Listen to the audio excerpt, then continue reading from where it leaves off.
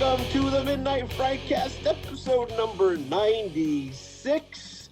I am one of your hosts, intern Josh, hanging out today with the doctor of filmonomics himself, Greg.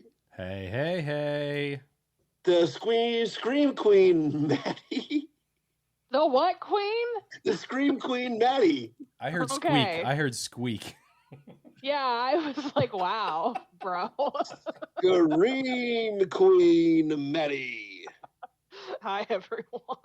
And the doctor of everything else, Patrick. Hey, everybody. How's it going? Oh, we are going to kick this episode off with a little bit of, I feel like we need like a music segment here because it's a new segment. We're going to talk trailer trash.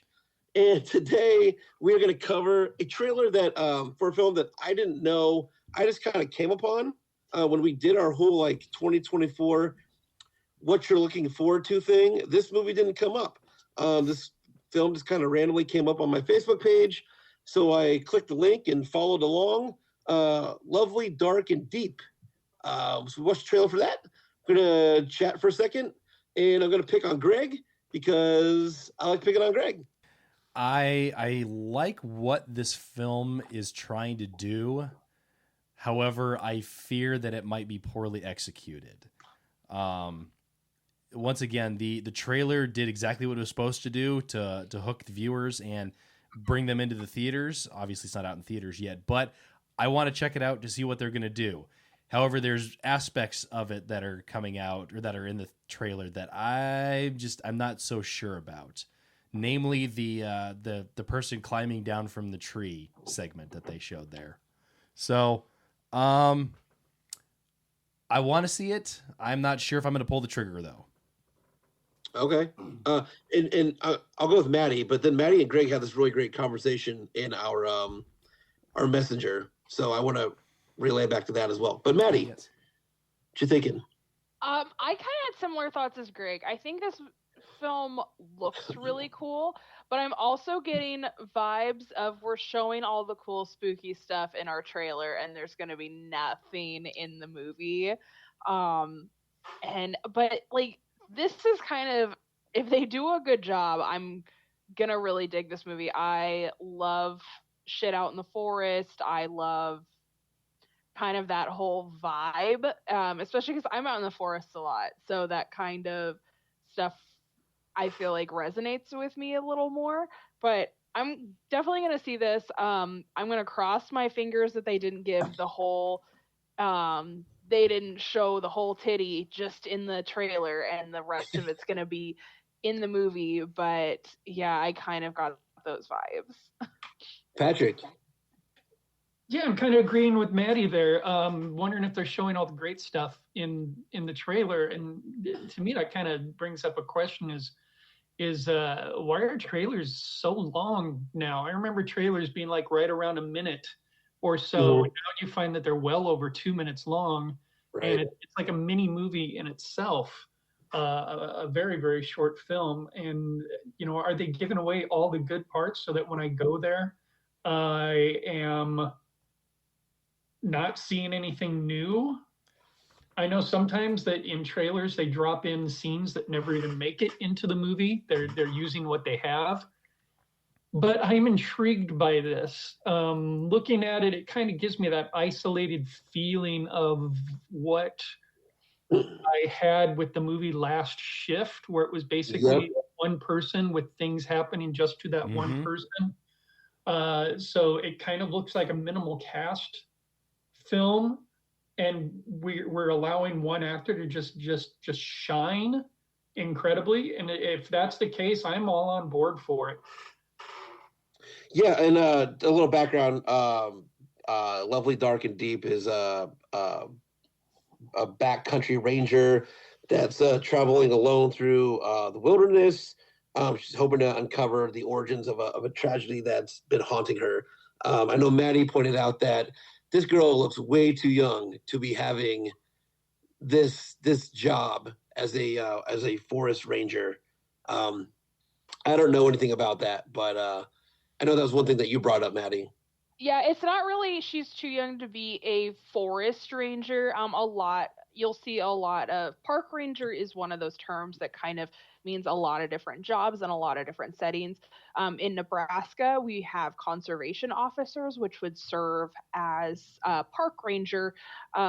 Normally, in these types of movies, a park ranger is a member of the park police, so they have kind of enforcement because there's enforcement and then there's interpretive and like tour guide more park rangers. But a back county ranger is somebody who patrols the back less less populated, less popular areas of parks. They're only in the huge parks that have these big back county ranges. Those jobs are so fucking competitive. You are not going to get a girl in her early 20s because you need years, and I mean years, Yeah. of experience, of networking, of everything to get into these jobs, because these are some of the most competitive jobs in the country. There's not that many of them, and they're going to people because this is a very dangerous job. Fun fact, at one point park rangers had the highest death rate of any federal agent. So this is not a job they're going to give to a 25-year-old girl. The average back county ranger is actually a 41. So it's just something, since this is my field, something I've worked for, it's just something I was like, bitch, you are not getting Miss 22-year-old, whatever. I know that's not appealing to the horror audience. No one wants to see 41-year-old divorced Bill out there in the woods by himself. But like, come on, like anybody who knows that is going to be like, what is this child doing in there? I don't know, just pet peeves. Yeah, for sure. Patrick, for me, kind of just hit the nail on the head for what he said which is what made this trailer actually kind of exciting for me and kind of got me like pretty stoked for this one. We all loved, as far as I remember, Last Shift. The tone of Last Shift and the just kind of the feel of that film and how isolated it made you feel, and just like those bits where like you just don't know like if what you're seeing is real and what's actually not there, and to totally like this film was just Last Shift in the wilderness for me. So when I was watching it, I was like, first I was just going to share it with Greg because I was like, Greg, check out Last Shift in the Forest. But then I thought like we should talk about this. So it's the filmmaker's feature film debut, which is kind of cool. And seems like it's making kind of a big deal right now. So it's definitely a film that when it is able to be seen, I will chase this one for sure. And we'll try not to compare it to Last Shift, but again, just watching the trailer, it's just got those same tones. I also want to touch on something we mentioned on our last podcast when we were talking about Cocaine Bear taking a small true story and turning it into something new. There are hundreds of people that actually disappear in state parks throughout the United States, like every year. If you type in missing state parks, you will go down the weirdest rabbit hole ever. So like kind of the same thing where they're taking like this little blip from a true story and expanding on it. So I think that's kind of cool. Yeah. Less humorous than Cocaine Bear, though. What's that, Greg? Less humorous than Cocaine Bear. Yeah, it's not as funny. I hope this girl knows what to do if she runs into the Cocaine Bear. That's all I'm saying. Give it a dollar bill. She did look a little bit more convincing in her position than the ranger in Cocaine Bear, who was entirely inept at her job. Agreed. Wow. Very much agreed. Yeah. That's why I said you have the interpretive park rangers and you have like the game warden park rangers who like have a bunch of training and law enforcement and can use a gun, and then you have So this is given a 2023 release date, but I'm pretty sure that's a festival release date. I can't find a release date for theatrical or streaming or anything, but 2023 was their, I'm going to guess, like I said, their festival release date. So cool. Wait, I thought it said it was coming to VOD like sometime soon. Am I crazy? Research while we talk. How do we burn some time? I know. I'm looking. I'm We sorry. can edit this part out. No, we keep everything. We keep everything. Yeah, no, we don't. Show everybody like, hey, this is how the sausage gets made. Yeah. So, Okay. I swear it said it. We'll come back to this, but like I swear it said that it was like coming pretty soon. Here it says VOD on February 22nd. That's right. Okay. Yeah, I was Cool. like, it's cool. It released in Canada in July of 2023 at the Fantasia Festival. okay. So festival release, but he says February 27th? 22nd. 22nd. Okay, cool. Well, that's coming soon, so look for that movie. And check it out. Check out the trailer, though. Just YouTube that and check out the trailer and let us know what you think. Moving on to the topic, because we got a topic this time around. We found one. So because of the movie that we watched this week, we're going to talk about, right quickly, we're going to talk about iconic horror masks, kind of what makes a killer horror mask iconic, what makes it scary. What are some of your favorite ones from past films? Just gonna chat on that really quickly, and then we'll move on to the movie. But iconic horror masks, when you think of those, right? You're gonna go to Ghostface, right? You're gonna go to Michael Myers and Jason Voorhees and all those masks. But what about the ones that you don't, that don't end up on the Mount Rushmore of horror masks? Yeah, because I think that's like two entirely different things, is what's iconic and what our favorites might be. Mm-hmm. Because to me, some of the lesser known ones are more terrifying than what has been established with Halloween and Friday the 13th. Right. Yeah, because there are definitely creepier masks out there than Mhm. Jason's hockey mask. Yeah. And then there's the whole thing, like, why is the killer wearing a mask in the first place? Like, is it because they want to hide their identities because they're a fucking mongoloid? Like, because we had that whole thing in the 80s. Like, I feel like the rise of the mask was definitely like that 70s, 80s slasher films.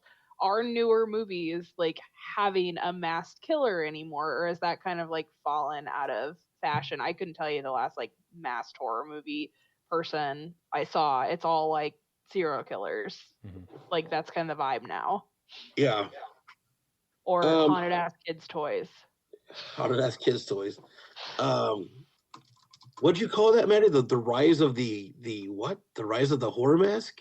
Rise of the Mask. Well, I just meant like that like iconic period where like a lot of killers had masks, like in that 70s, 80s kind of thing. I don't feel like we have that many of those movies anymore. We just like, did the mask die with the slasher film, or are we still seeing that? I don't feel like we see a lot of horror villains and masks anymore.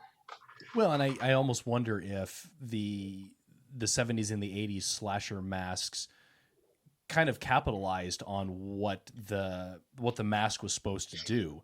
I guess for me, just kind of jumping into the topic, the lesser detail that the mask has, I feel you get a more terrifying result.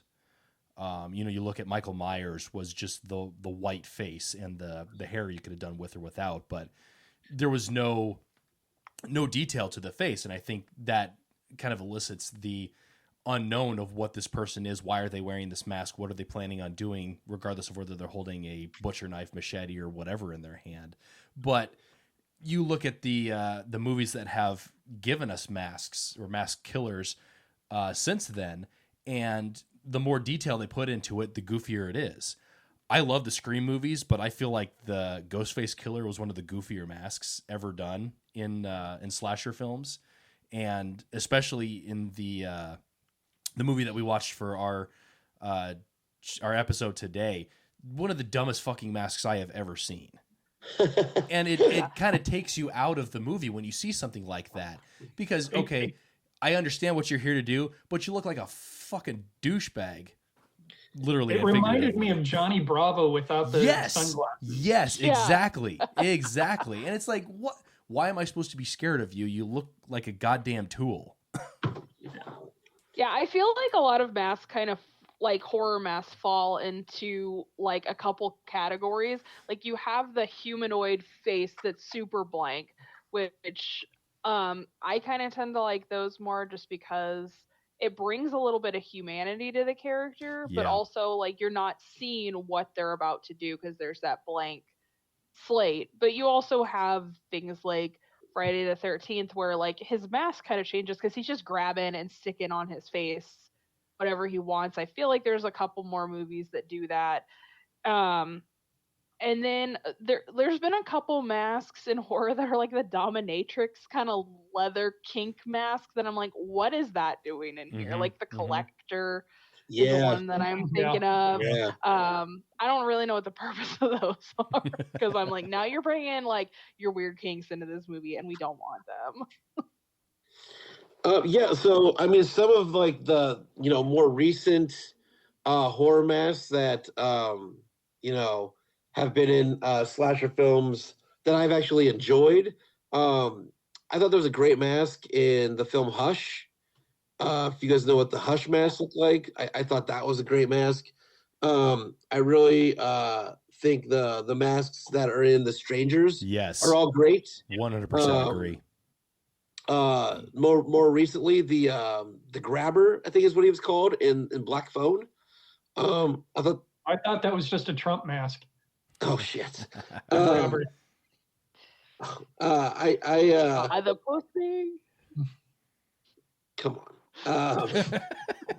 My whole train of thought just went just out my ears.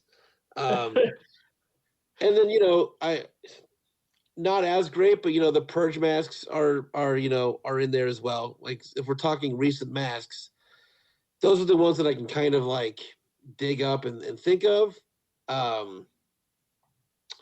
But I also don't think they touch iconically on any level. Like I think the Ghostface mask is, while it's simple, it's effective. So it does its job. Mhm. And again, it's a mask that you can really say to anybody, hey, what's the Ghostface mask from? And they'll say Scream, but you'll say, hey, what's the mask from Hush called? And nobody's gonna know Yeah. the name of that. Yeah. Do you think like villains are scarier when they have a mask on, or when they just kind of like leave it like they're just out raw dog in the world? Like Oh my gosh.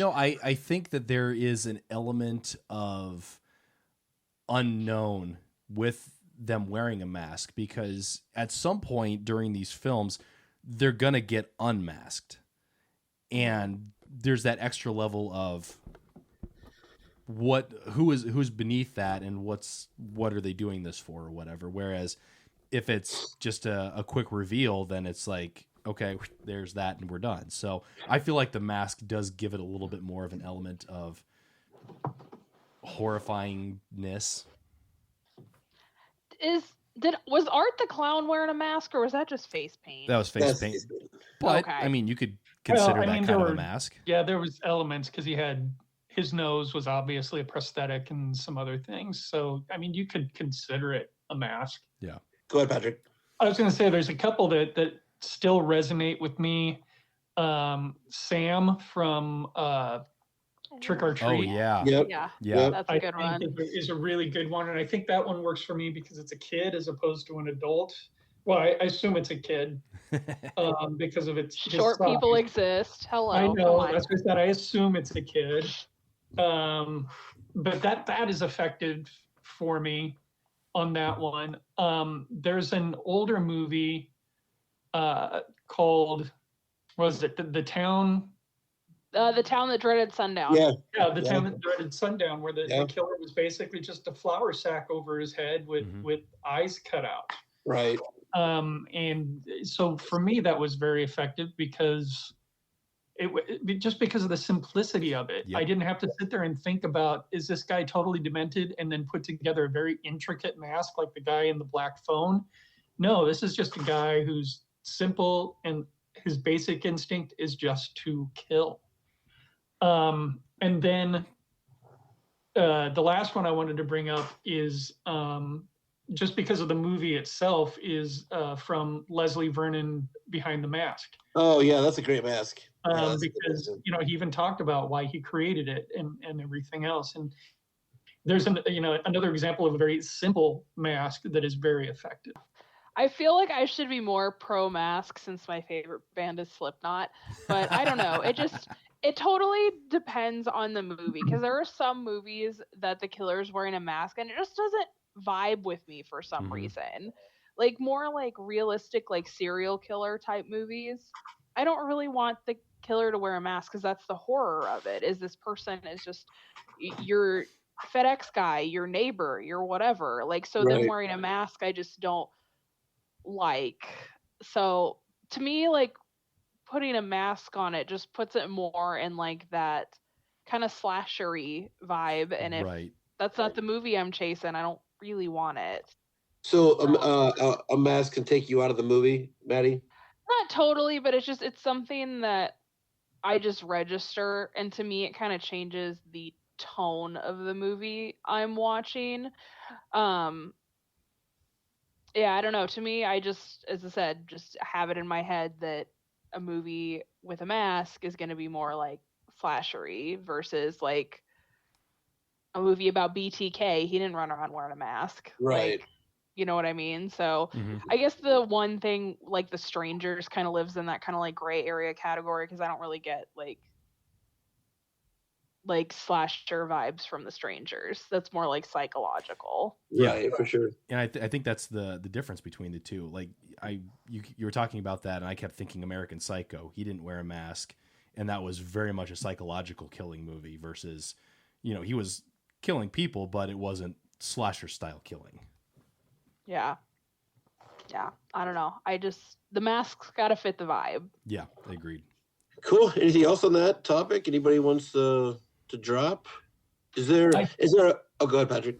I was just going to say, I think that, the older William Shatner gets, the closer to the mask he looks. Is there a mask that would stand out to you that you'd be like, if I came face to face with that mask in the dark alley, I would just be like, that's the one I don't want to deal with? No, anybody wearing a mask in the dark alley, I don't want to talk to them. From any of these iconic horror masks is what I'm talking about, Maddie, though. Like any of these. Oh. I mean, I'd avoid them, sure, but I would think anybody that's wearing like a Michael Myers or just the hockey mask or any of that, it's just someone who is showing no originality whatsoever. But if somebody just has like a flowery sack with buttons sewed onto it, that would scare the hell out of me, probably. Yeah. Now I'm just picturing Patrick like in a dark alley. Someone comes down with like hockey mask, and he's like, no originality, none. Yeah. That's on your tombstone. Just drop the knife. We're done here. Yeah, just you're played out, sir. Cool. Well, speaking of shitty masks, let's talk about our feature film for the day. So this week we watched a film from 2023 called Totally Killer. Patrick, do you have the deets? I do have the deets. Totally Killer from 2023, runtime 1 hour and 46 minutes, showing on Prime Video. When the infamous Sweet 16 killer returns 35 years after his first murder spree to claim another victim, 17-year-old Jamie accidentally travels back in time to 1987, determined to stop the killer before he can start. IMDb rating 6.5 out of 10. Rotten Tomatoes critics 86%. Audience score 77%.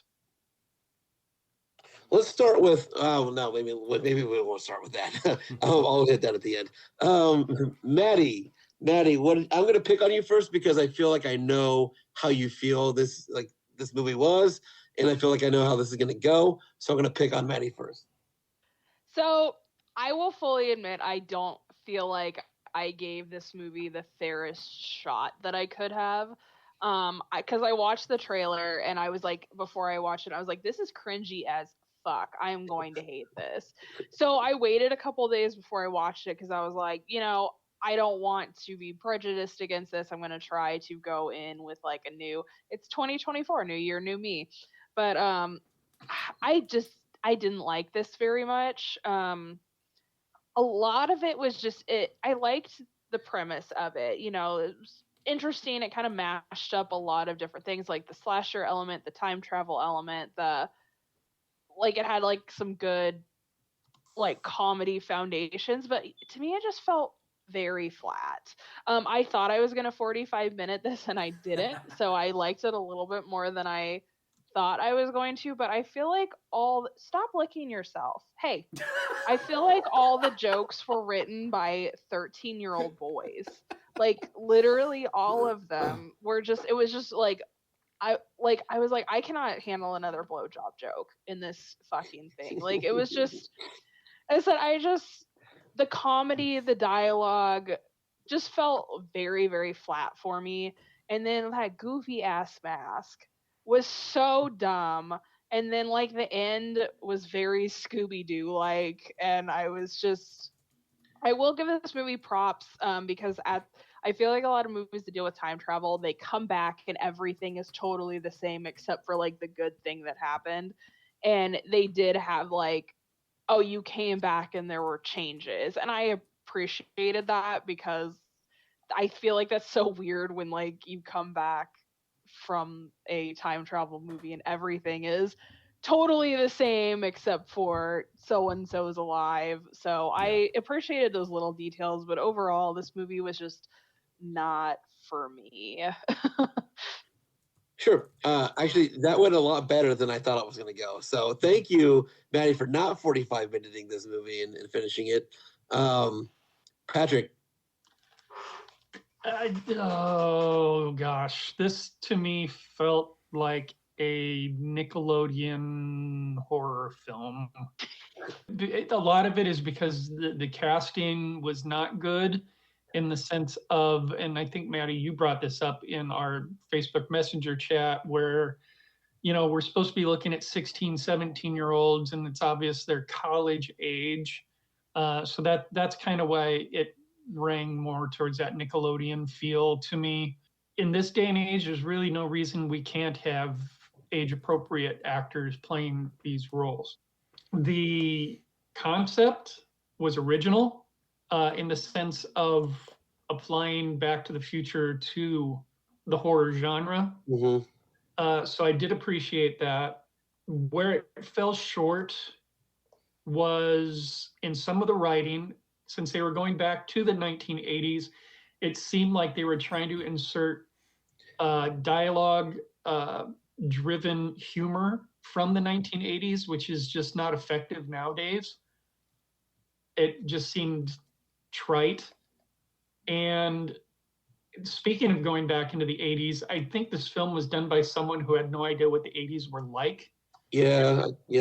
Having graduated from high school in 86 and looking at, just 1 year later, they threw in some music that was from the era, but they just didn't capture what the 80s were like or felt like.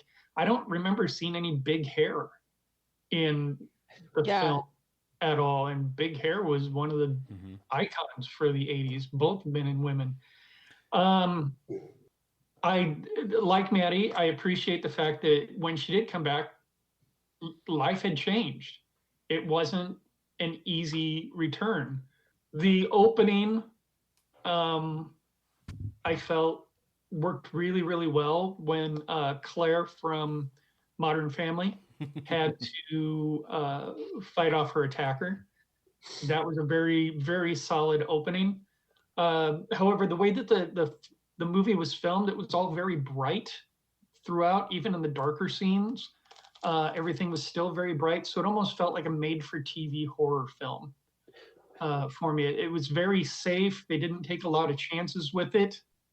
And I also couldn't get past the lead actress. I can't remember her last name, first name, Kiernan, because she was in the Sabrina series on Netflix or Hulu or one of those. Yeah. And it was hard for me to get past the Sabrina series that she was in, or even thinking about her time on Mad Men.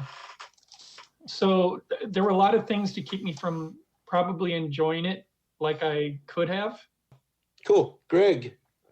This movie was a hot tub time machine with a knife and a crappy mask.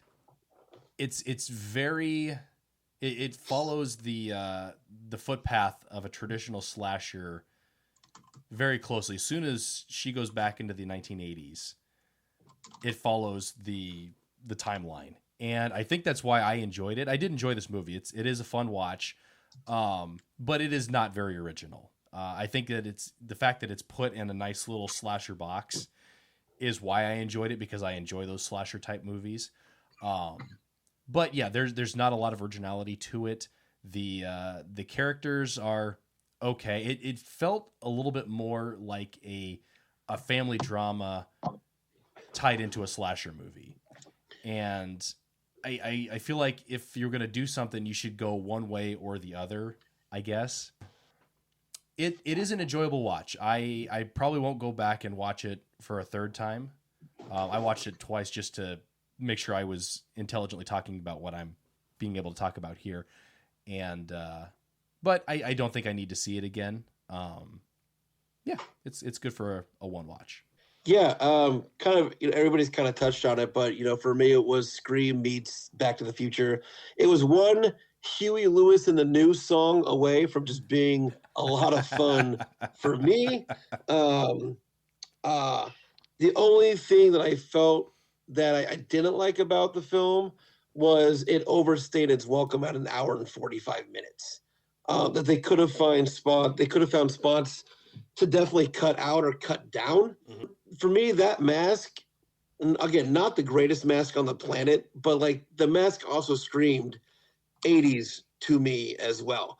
As a trick-or-treater back in the 80s, we wore those shitty like plastic masks with the band that you put around your head. Mm-hmm. And while this is like, a full-on mask, it still had that like that 80s kind of plastically like look to me. And so that's, while I wouldn't give it a pass, it's a great mask, I feel like it felt right in that decade. I watched this back when we did our 31 Days of Horror, when Greg and I did that. I had a good time then. I had a good time now. Again, it's a film that, Maddie hit like, it overdid a little bit on the blowjob jokes. It overdid on, the guy, the jock grabbing his crotch like 45,000 times. I can get past those things. We don't need all of those. Yeah, it kind of felt like it could have been written by a 13-year-old boy. Yeah. But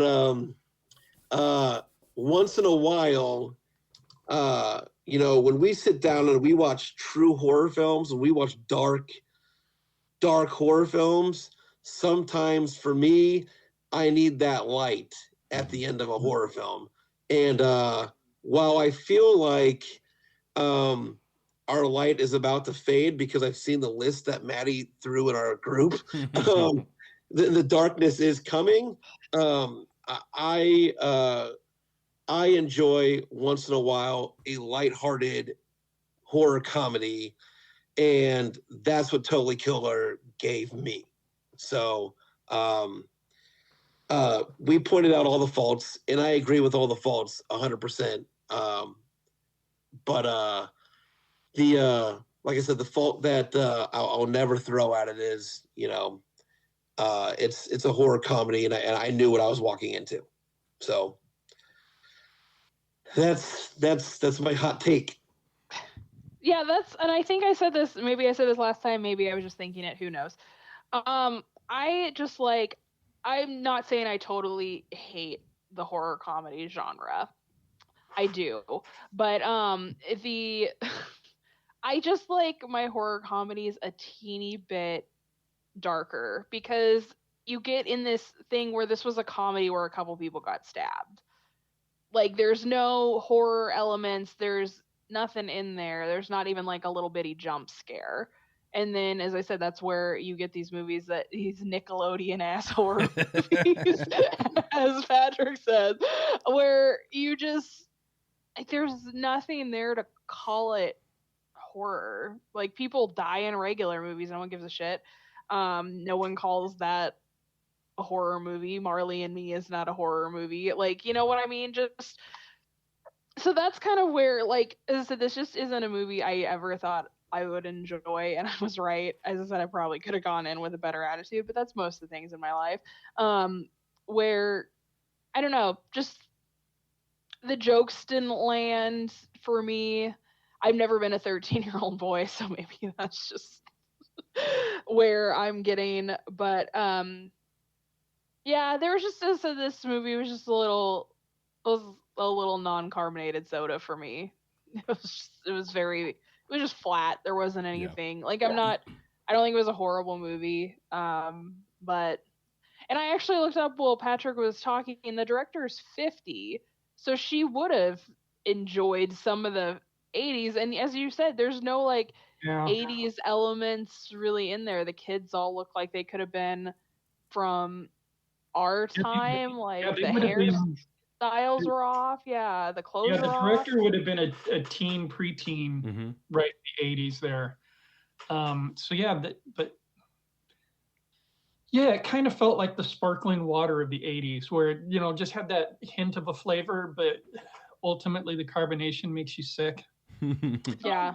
And walking back a little bit, Maddie hit on the whole Scooby-Doo ending. I will agree with that. The ending 100% fell flat for me. It did leave me a little bit like, God damn it. But as soon as it said Scooby-Doo ending, and I was like, yeah, you're not wrong. It was 100% Scooby-Doo. Yeah. So one thing that I did enjoy about this movie, and you can deep dive all over the internet on if you'd like, was that he had one of the characters in there had a true crime podcast, and I feel that that's something that needs to be talked about more, because there are a lot of very, very unethical and just kind of in bad taste true crime channels and podcasts out there, and I feel like they kind of like humorously called that out in the movie. And I will say I enjoyed that, because that's something that I said should be really talked about more, because the true crime community is toxic as fuck. And I feel like they kind of highlighted that a little bit, and I appreciated that. I also like the fact that the girl was making a time machine out of an old race car like video game. I thought that was kind of fun too. So yeah. Anything else about Totally Killer? Nothing for me. Nothing. Well, I'm gonna make a promise that I hope we can keep some darker days are coming. Some darker films are coming, and the Cocaine Bears and the Totally Killers are about to kind of disappear. And like I said, I've seen the list, and some darker days are coming. So yeah, I think that's it for us. So Greg the Movie Guy, and Maddie the Scream Queen, and Patrick the Doctor of Everything Else. I am Josh. Josh, we gotta rate this fucking thing. Yeah, we do. Oh, don't edit that. We're gonna walk back. I'm walking back. Let's go back in time. Yeah. We're gonna jump into that photo booth in our Gravitron. We're gonna go back and rate this thing. Greg, what are you gonna give it? I was just sitting here thinking about it. I would throw this movie into a starter pack. And because I throw it into a starter pack, I would probably give it a 5, 6. Yeah, it's starter pack. That's a great starter pack movie. Yeah, you're right. Yeah, I think it kind of would ease somebody into that slasher, that horror comedy slasher genre really quite nicely. So 5 or 6. Cool. Maddie? I'll give it a 5. I'm not going to totally shit on it, but wasn't great. Patrick? Well, I mean, we just got done reviewing a horror comedy in the last episode, in which I gave it a 6, and I don't think this was as good as Cocaine Bear, so I've got to drop it down to a 5. Well, I am going to live out here on this lonely, lonely island by myself and with no way to be saved. And I'm going to go with the audience score and hang out in that 7.5 area. That's where I'm landing. That's fair. Excellent. Yeah. So going about it again for the Doctor of Filmonomics, Greg, Maddie the Scream Queen, the Doctor of everything else. I am intern Josh. If you couldn't tell, intern. I make mistakes. I forget things. We We'll forgive see you you, next though. time on the Midnight Broadcast.